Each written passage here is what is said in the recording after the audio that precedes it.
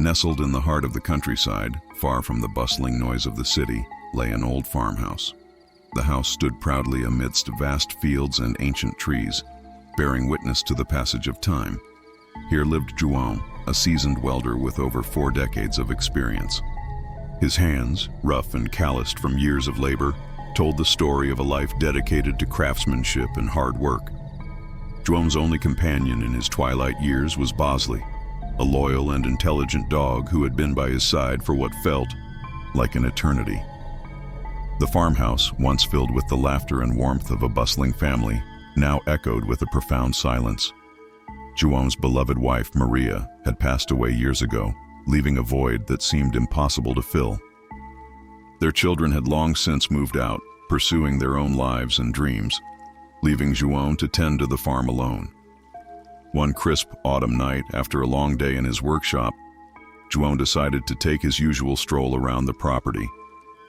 The air was cool and refreshing, carrying with it the faint scent of distant wood smoke. Above, the full moon cast a silvery glow over the landscape, illuminating the familiar path that João had walked countless times before. Bosley trotted beside him, his ears perked up and alert, always ready to investigate the slightest rustle in the underbrush. As they walked, João found solace in the stillness of the night. There was a simplicity to these moments, a quietude that allowed his mind to wander and his heart to find a semblance of peace. He looked up at the stars, remembering the nights he and Maria would sit on the porch, sharing stories and dreams under the very same sky. Suddenly, João's reverie was interrupted by a flicker of movement in the second-story window, the window to the bedroom he and Maria had shared for so many years. His heart skipped a beat as he stared up at the glass, straining to see what had caught his eye. There was no reason for anyone to be in that room. He hadn't set foot in there since Maria's passing, the pain of her absence too great to bear. With a growing sense of unease, João hurried back to the house, Bosley close on his heels. He rushed up the creaking stairs, his heart pounding in his chest like a drum. As he reached the bedroom door, he hesitated for a moment, his hand trembling as he grasped the doorknob. Taking a deep breath, he pushed the door open and stepped inside. The room was just as he had left it, untouched by time. A thin layer of dust covered the furniture, and the air was stale and heavy with memories. João's eyes scanned the room, searching for any sign of disturbance, but everything seemed to be in its place. He let out a sigh of relief, feeling foolish for his panic. It must have been a trick of the light, or perhaps his mind playing games with him. Yet, as he turned to leave, he couldn't shake the feeling that something was amiss.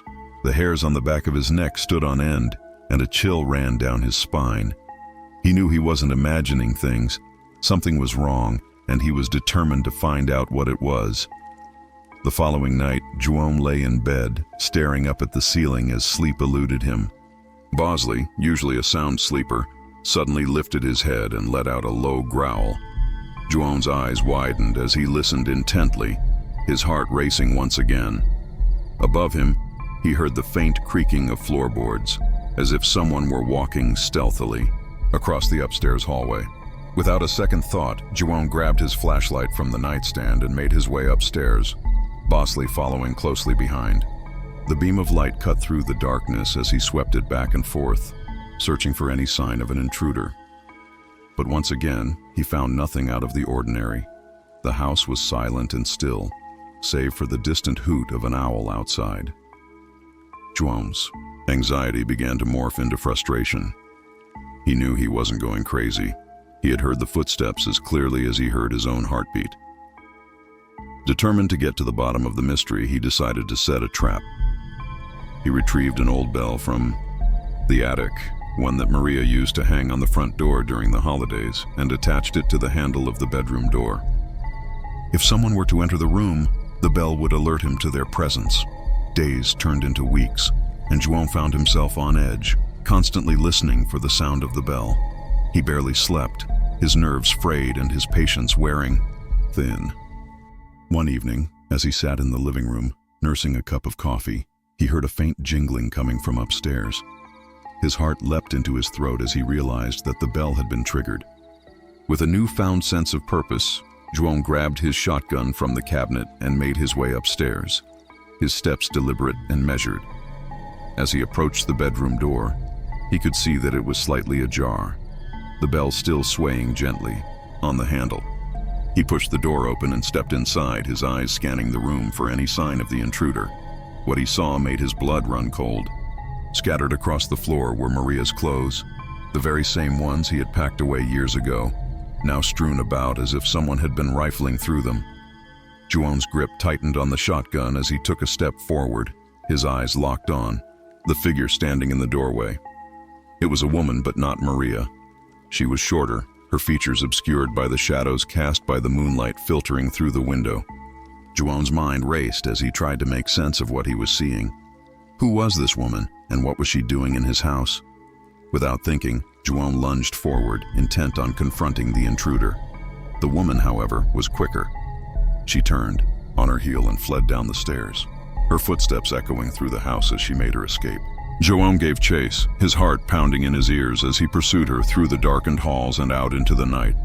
As he burst through the front door, he caught a glimpse of the woman disappearing into the shadows of the nearby woods.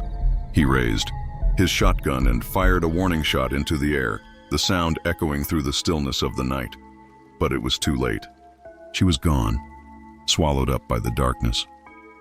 Zhuang stood there for a long moment, his breath coming in ragged gasps as he stared into the woods, willing the woman to reappear. But she was gone, leaving him with nothing but questions and a gnawing sense of unease. He turned and made his way back into the house, his mind racing as he tried to make sense of what had just happened. Over the following days, Zhuang found himself in a state of constant vigilance. He barely slept, his eyes always scanning the shadows for any sign of the mysterious woman. He kept his shotgun by his side at all times, the weight of it a comforting reminder that he was not entirely defenseless. Yet the fear that gripped his heart refused to abate, and he knew that he couldn't continue living like this, always looking over his shoulder, always waiting for the other shoe to drop. One evening, as he sat on the porch watching the sun dip below the horizon, he made a decision. He would not let fear control his life any longer. He would take action, do whatever it took to protect himself and his home from this unknown threat. With newfound determination, he picked up his phone and dialed the number of an old friend, a man who knew a thing or two about security systems. Together, they installed cameras around the perimeter of the house, ensuring that every angle was covered. They set up motion-activated lights and reinforced the locks on the doors and windows. Zhuang even went so far as to purchase a guard dog, a fierce-looking German shepherd named Max, to patrol the property alongside Bosley. As the days turned into weeks, Zhuang began to feel a sense of security returning to his life. He slept easier at night, knowing that he had taken every precaution to protect himself and his home. Yet, he couldn't shake the feeling that the woman would return, that she was out there somewhere, biding her time, waiting for the perfect moment to strike. And so, Zhuang remained vigilant, always on guard, always prepared.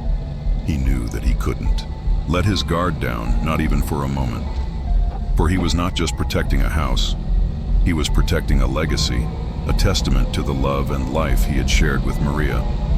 And he would do whatever it took to keep that legacy safe, no matter what challenges lay ahead. This expanded version should provide a more detailed and engaging narrative, suitable for a longer reading or storytelling session. If you need further adjustments or additions, feel free to let me know. In the heart of a dense forest where the sun's rays barely penetrated the tree canopy, stood a small cabin.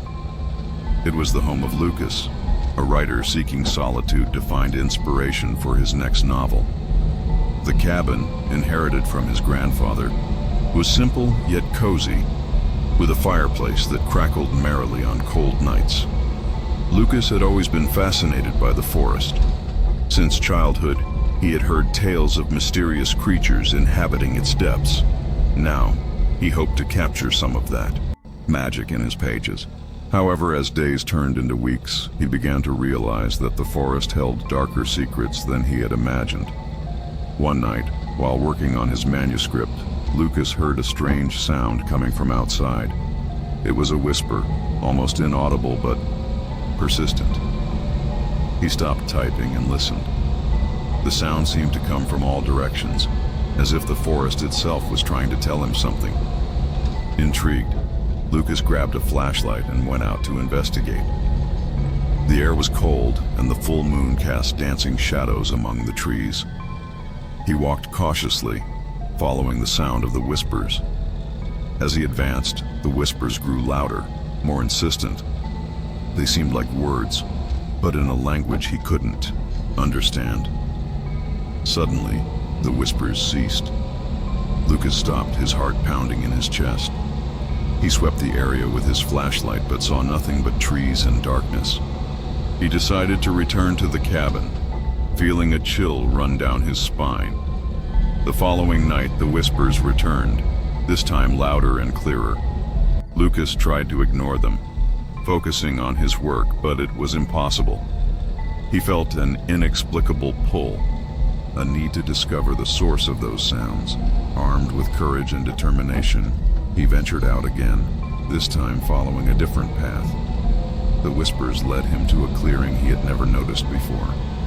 In the center stood an ancient stone, covered in moss, with strange symbols carved into its surface. Lucas approached, feeling a pulsating energy emanating from the stone. He touched the symbols, trying to decipher their meaning. Suddenly, the whispers turned into screams, and the forest seemed to come alive around him. The trees swayed violently, and the wind howled like a maddened creature. Terrified, Lucas ran back to the cabin, pursued by the screams echoing in his mind. He locked the door and windows, trying to block out the chaos outside. But the screams continued, growing louder until he couldn't bear it anymore. He covered his ears with his hands, screaming in desperation. When dawn finally broke, the forest was silent again. Lucas, exhausted and shaken, decided it was time to leave. He couldn't stay in the cabin any longer, not after what he had experienced. He quickly packed his things and left, abandoning the unfinished manuscript and the forest's secrets. But the forest wouldn't let him go so easily. As he drove along the winding road leading out of the woods, he felt a presence in the back seat.